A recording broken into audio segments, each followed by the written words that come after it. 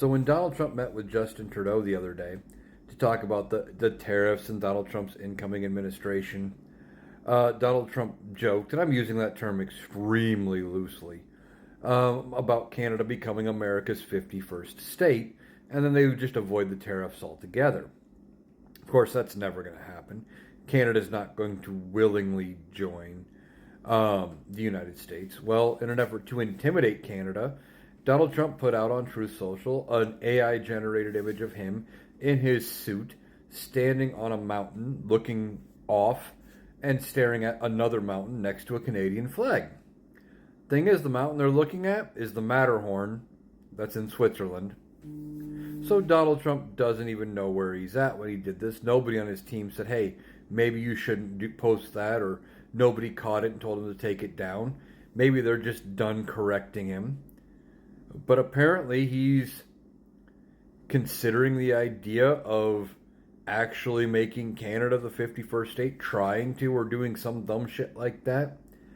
And this is why I say all the time, if it gets to a point, the Republicans are going to have no choice but to take action against Donald Trump. They may have to have J.D. Vance use the 25th Amendment and say, hey, he's suffering from dementia, he can't be president. They may have to impeach and remove him themselves. Because if he hurts them and their ability to get reelected, that's all they care about. Donald Trump brings them nothing anymore because he doesn't have another election to run. He's not eligible in 2028.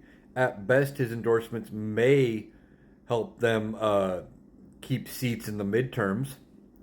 But even then, if you go back to 2022 in the midterms, only one person who was endorsed by Donald Trump won, and that was J.D. Vance. So how much is a Donald Trump endorsement really worth? I don't know. But if he's talking, and if he starts to get serious about any plans to invade Mexico, because they were talking about a soft invasion of Mexico too, to go after the drug cartels, or if he wants to go after Canada, two of our biggest allies and our biggest economic trading partners, and if he starts being serious, Republicans may be faced with no choice but to take action against their own guy, and the guy that they have been blindly loyal to, sort of, for 8 years now.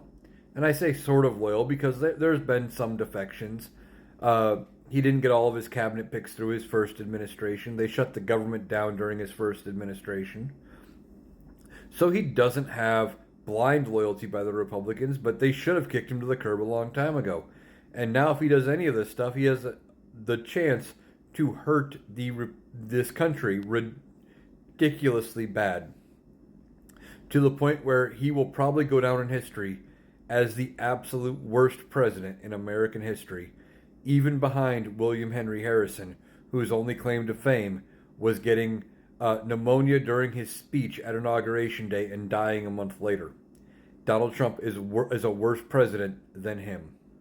And he's going to go down in history that way unless the Republicans do something to remove him from power, and they may be left with ultimately no choice.